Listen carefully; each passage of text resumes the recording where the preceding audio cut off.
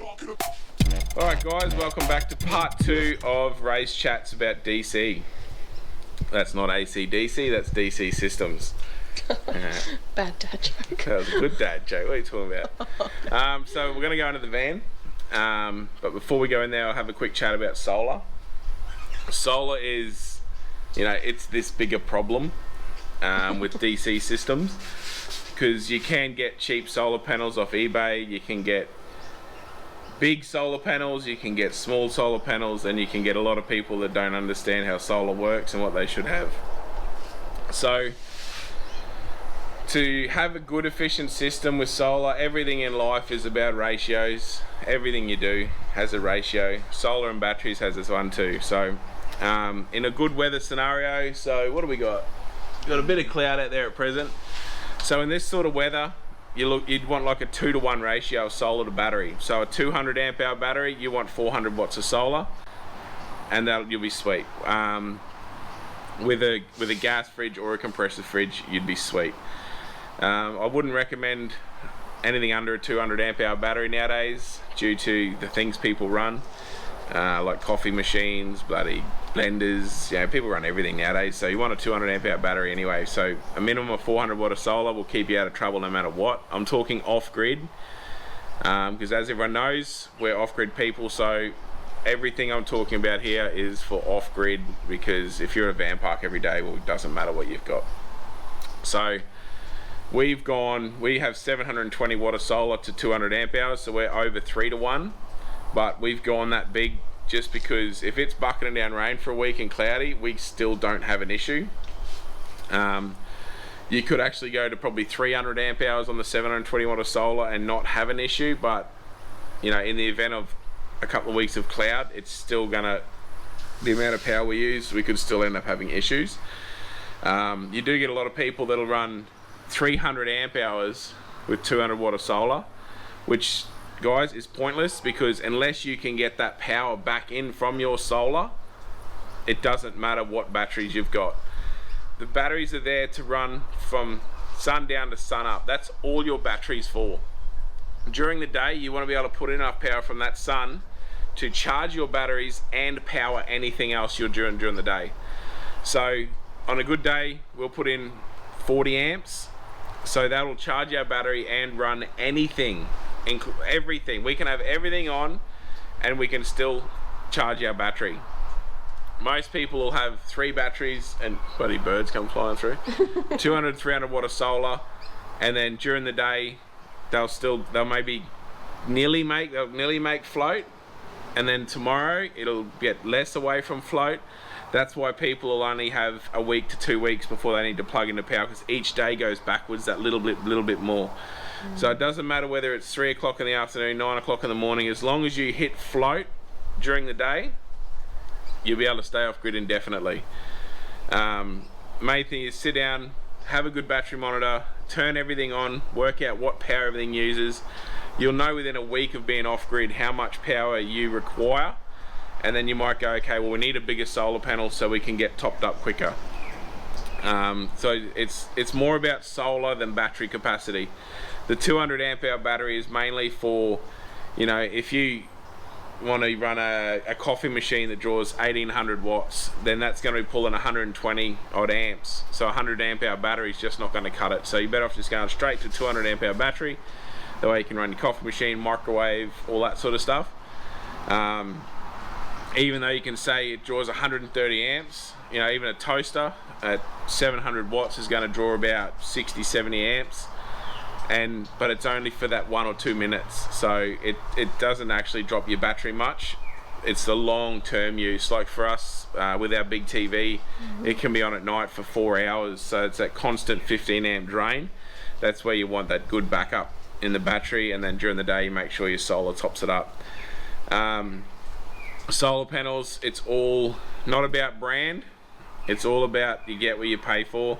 So once again, we run Enerdrive. I've converted Deepak, our good friend that you guys have met now, converted all his to Enerdrive. He had 750 watt, I think, on the roof of his van of eBay dirt cheap panels. And one of my 180 watt Enerdrive panels put out more power than his 750 watts. So just really look into your solar panels, make sure you're getting a well reputable brand. That's the one. Good job, you said it right. Nailed it. Now the Anadrive 180s are $300 a panel. So when you're looking at that, puts out about 11 to 12 amps, and then you look at an eBay panel, that'll be $100, and it'll probably put out 3 or 4 amps. So there's a big difference there. And the other mistake people do is they'll go and get, you know, a 300. I know Victron, I think they do a 360 watt, a 350 watt panel, or a 300 watt panel. People will just go and do that, which is a big mistake. Okay, so a big panel is worse than 2 little panels. You're better off having 2 150s than 1 300, due to the fact that a solar panel is wired in series. So each square on a solar panel is a circuit wired in series. If you block with shade, a big piece of birdurry or a leaf or something, you block one of those circuits, that panel is dead, right? So you can have a 300 watt panel putting out nothing, whereas if you got 2 150s and one's got shade on it, you've still got a 150 watt panel putting in power. So that's why we've gone with 4 180 watt panels rather than 2 300s, or, you know, 3 250s. It's just, the more smaller panels you can have, the better you're going to have in shade and dusty areas and all that sort of stuff. And solar comes down, as well as we were talking about in the last video, is wiring. You got to remember that, like, from our 4 panels we'll be putting in 40 amps, so you got 40 amps running from those panels down to your DC. So you got to make sure your solar wiring is up to the task as well. A lot of people overlook that, including caravan companies, because they'll only put in wiring to suit the solar panels that they put on your van, not for what you're going to upgrade it to. So it's one thing you really need to remember. And most of those caravan companies give you 200 amp hours of batteries with like 160 watt solar panel. So that's just the one. And they'll sell that. We've seen it firsthand a lot of times. I've proven to people that, yeah, you buy a new van, I have 2 100 amp hour batteries, 160 watt of solar, and they'll sell it as an off-grid van, because you're off-grid for 3 or 4 days and then you're flat. That's it. It's useless. Coming into solar, I know there's solar blankets on the market now. Once again, I'm going to get a lot of haters, but I don't care, because I've proven it firsthand.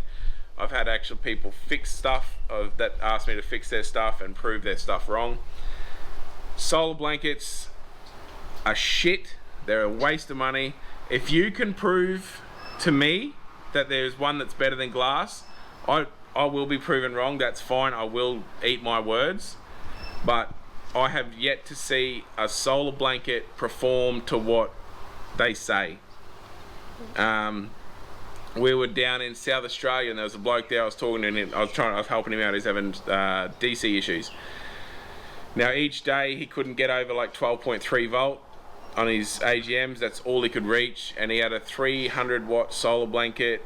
And it was a pretty reputable brand. We're not going to say which one it is. I'm not going to say the brand, but it was a well-known brand that a lot of people hype about. Yep. So we tested it, 300 watt panel. It was putting in 8 amps at a 300 watt panel. Yeah. So I said to him, look, I've got a set of China folding glass panels.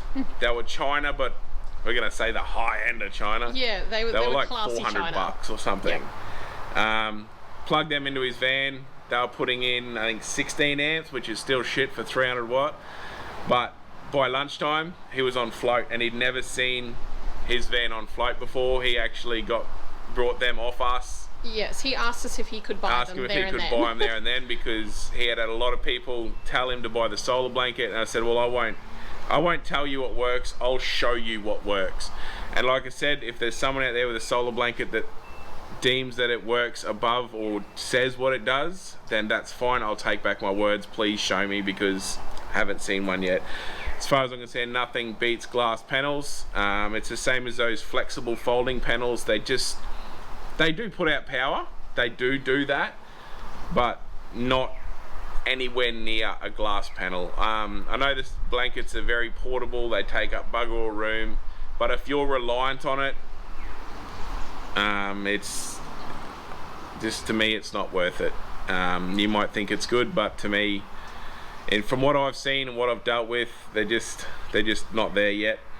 Like we have the two 180 watt panels on the Jeep, and we'll put in about 24 amps, and that's out of 360 watts.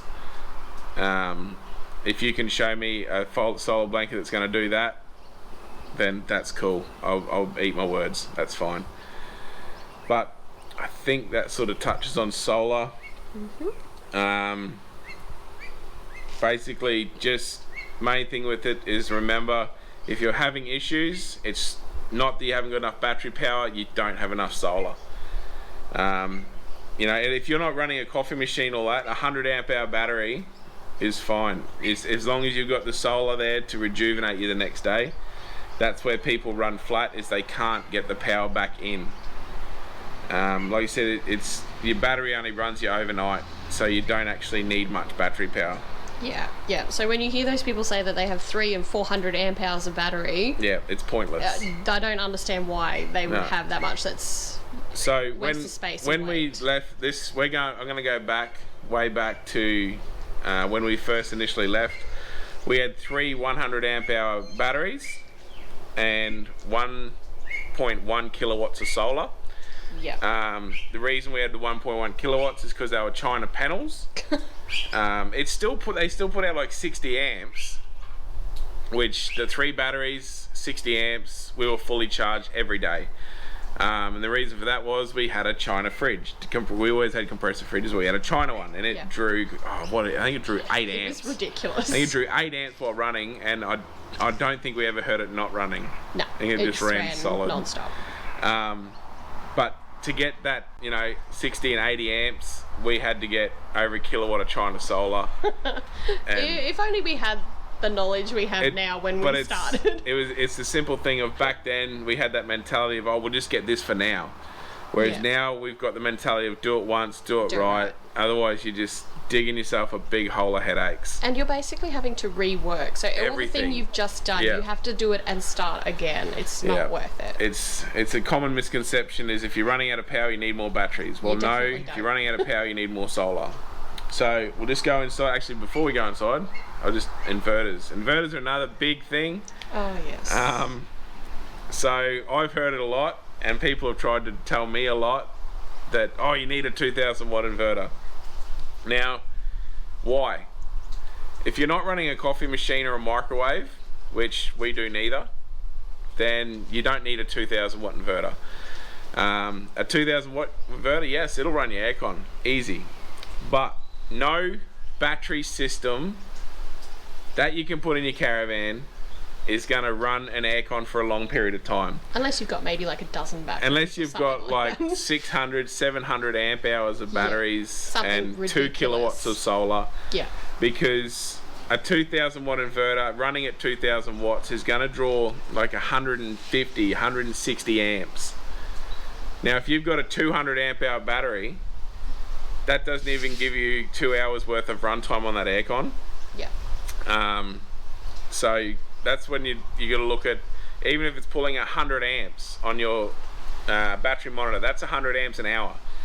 So every hour that's running, you're pulling 100 amps. If you run it for 5 minutes, you divide that by 60 and work out your 5 minutes.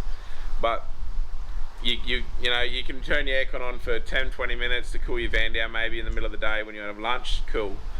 But unless you have the use for a 2,000 watt inverter, then you got this big expensive thing for no reason. So we run a 600 watt inverter that runs, I'm going to say at once, not individually. It'll run our 43-inch TV, the Xbox and the washing machine all at once with not an issue. Em can use a mix master and beaters and all that sort of stuff. NutriBullet. I think the NutriBullet peaks at 500. On that note, we've got to run the NutriBullet on its own. It has to be run on its own. But all the other stuff can be used simultaneously. Together. Everything else can be on together. Yeah. So we deemed it as, why go bigger than what we needed? Except now we're going to go to 1,000 because we want to be able to run a toaster. Okay, Ray is missing good old proper toaster. I want to run a toaster, and most toasters are at 700 watt, and our friggin' inverter's 600. So yeah, we'll either go to an 800 watt or 1,000 watt inverter just to be able to run a toaster. Like I said, you're pulling big amps, but it's only for a couple of minutes at a time, so you might drop your battery 2 or 3%. And I think a note on those big inverters, so you've got your 2000 watt inverter, and you're only going to run something that is very small power draw. That 2000 watt inverter, you're pulling so much more power for no reason. Yeah. But inverters are another thing where you really do get what you pay for. You make sure it's pure sine or true sine, not modified. And make sure it's got a high efficiency percentage. So you want something with like a 90% efficiency rating. A lot of the China ones can be down to like 60% efficiency rating. That's why you can be with a lot of Chinese inverters to run an aircon, you'll be pulling like 200 amps. They're just very, very power hungry. But make sure it's just a decent one that's gonna to do what you want to do. Basically, sit down, look at all the stuff you run off 240. Look at the most power hungry thing, which is these days usually a coffee machine, and get an inverter to run what you have, not because someone said you need a 2000 watt. Everything you run, you might only need a 500 watt inverter, and you sit there and spend thousands on a 2000 watt. So just another thing to really look into. Don't just listen to people, look into what you're going to be running. So we'll go in, give you a look at what I've done. It's a little, looks messy, but it's not, because I don't like hiding wiring, because it makes it a nightmare in the future. I like everything visible in all my systems, so you can look at it, trace your wiring, and then everything's easy to get at. So we'll go inside, I'll give you a look at everything we run. Alright, so we're just inside. I've got everything open to show you guys. I just wanted to show you the app that comes with the Enerdrive BTEC G2. So this is the app on your phone, gives you your state of charge, current, so that'll be either positive or negative depending what's happening. Swipe across, gives you your battery temperatures, voltage, health, I think that's on that one, and cycles. And then gives you all your different cell readings, warning lights if there's any, and then any notes the battery pops up with. Very handy.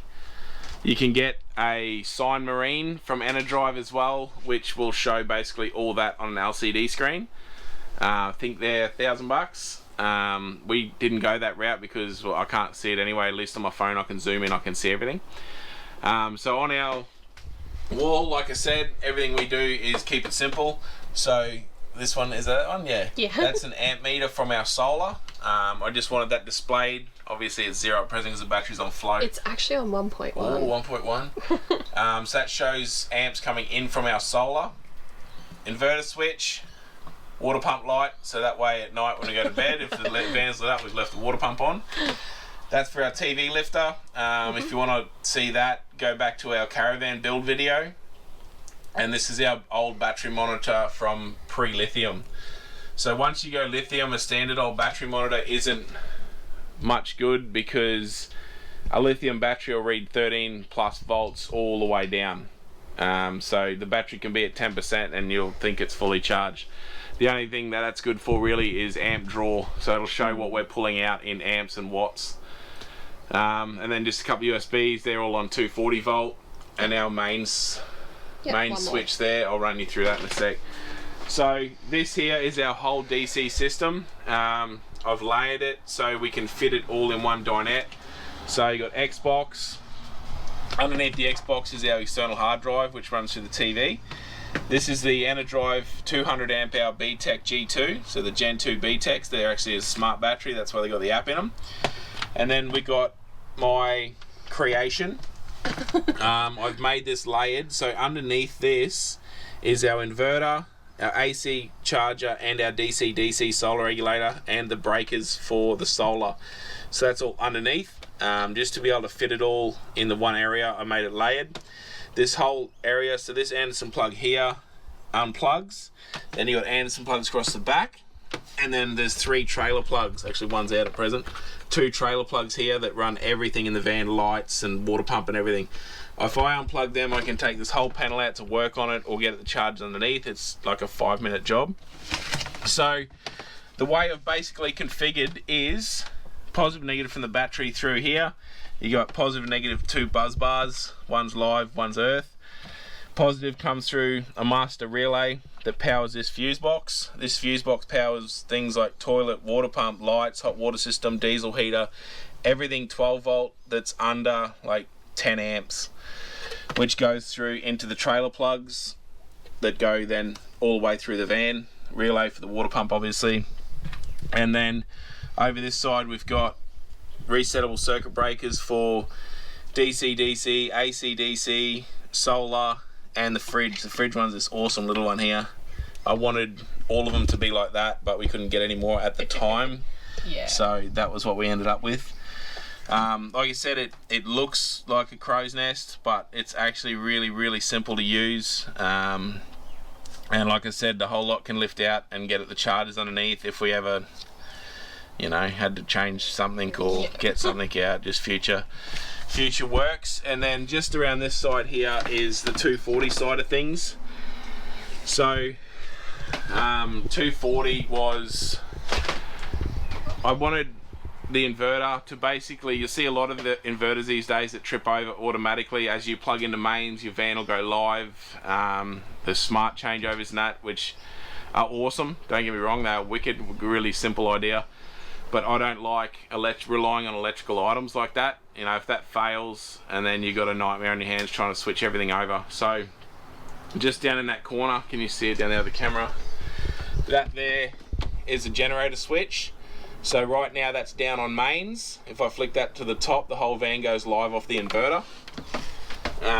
Just so when we're off grid, you don't have to run external leads to the inverter or nothing. We flick that, every power point in the van becomes live off the inverter. Yeah, every single everything one. On the back wall there, there's two double pole circuit breakers. One of those circuit breakers runs through this circuit, which runs off either mains or the inverter.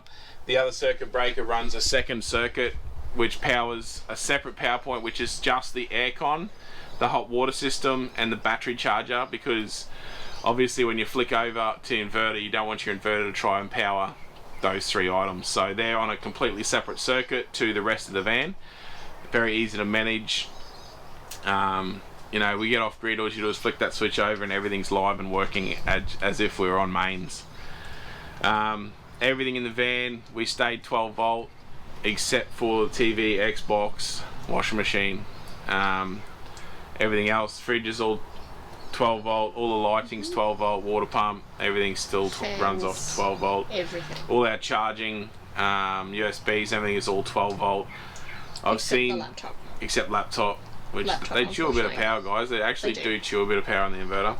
But I have seen off-grid vans that have been sold as new, and they don't actually have even 12 volt outlets. They just purely rely on the inverter, which, you know, you can be running your inverter to charge a phone that draws 0.08 of an amp, and you'll be pulling an amp and a half because it's run through the inverter, or 2 amps. So quickly on that note, your phone, the new Google Pixel 5 phone, only draws about 0.4 amps on a 12 volt on 12 volt, whereas it'll pull over an amp on 240. So yeah, just something to be aware of. The more 12 volt stuff you can run, the better. But that's basically, that's it in a nutshell. Our whole system fits in that dinette. Like I said, it looks like a mess, but it's actually really simple. That's the battery that we will be going in the Jeep. They're so light, I can't actually remember the weight of it. 12 kilos? It's something around that. I think it's 12 kilos, whereas 200 amp hours AGM, you're looking at about 80 kilos. Yeah. So big difference. Big difference. And then Isabel runs her 12 volt actually the new one's 240. New TV is a 240 volt. Because someone broke her old TV, 12 volt one, and they haven't got any 12 volts in stock, so we brought a 240 volt Kogan smart TV. Yeah.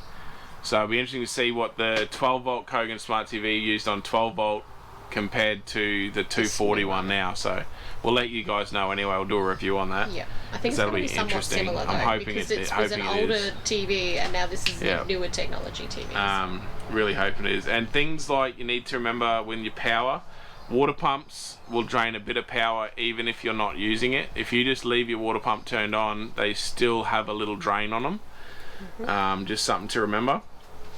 But I think that about covers it. I think so. I don't know, because I can't remember what I've said now. I don't know, and so much of it's just second nature. Yeah, it's like I said at the start of the last video, none of this is out of a brochure. None of this is off paperwork. This is just all in my head over years of doing 12-volt systems, upgrading people's systems, finding problems in people's systems, and wiring our own. This is just first-hand information of what I have done and what we use. And what we found has worked. Like, and what actually works, not what shops will tell you works. Yeah. It's what has actually worked. Because we've been there, done that, had the shitty stuff that people said, yeah, that's what you need. Yeah, it's happened so much where we've learnt the hard way. We've brought something because everyone else reckoned it was awesome and it was shit. So yeah. I started just doing things my own way and doing it myself, and it's never been better. Like we go off grid full time and have people that have got big expensive systems, and they can't hold up anything like we can. So, and as far as I'm concerned, we got nothing special, but it's getting your ratios right and working out what you use to make sure you can get that power back. Yeah. And then you'll be set forever. It's like life, isn't it? It's a balancing act. Everything's a balancing act. That you just get that getting everything to work together, working right. Yeah. And then you'll be sweet. You'll be lasting forever. So I hope I just didn't ramble too much. I hope no one got confused. I didn't want to go too in depth because when it comes to wiring and everything, there is a lot of algorithms, a lot of sums you can work out, but just big is better. But if anyone's got any questions that I haven't covered, like I said, just shoot us a message. I'm happy to answer them. Yeah. Or chuck it in the comments. Yeah, chuck it in the comments. We can definitely do another video comments for again. some. If it's a question you think other people might have, just leave it in the comments, because in answering your question, we could be helping other people as well. Yeah. Because the more people we can help, like seeing so many people on the road that are getting ripped off, the more people that we can help out and get out off-grid traveling, the better. Yeah. So that's all I really want to achieve from this, is not try and sell you anything, but just show you the big mistakes people make and how not to make them yourself. And that this life off-gridding, it's doable. It doesn't have to be hard or frustrating about power. We don't change our lifestyle at all when we go off-grid compared to when we're on power. Nothing changes except for water consumption. Yeah. Power-wise, nothing. Like, we'll still sit up until midnight watching movies. Or YouTube. Isabel still plays Xbox. We still do washing. Nothing changes. Nothing changes for us. We never run out of power. But I just really want to get people into people's heads that it doesn't cost a fortune. It is a little expensive. I've got a van coming up in the next couple of months that I've got to do, a full new system in his. It's already an off-grid van, but it just doesn't work. So I'll be doing all that as well. So I'll run through when we do that what we put into it.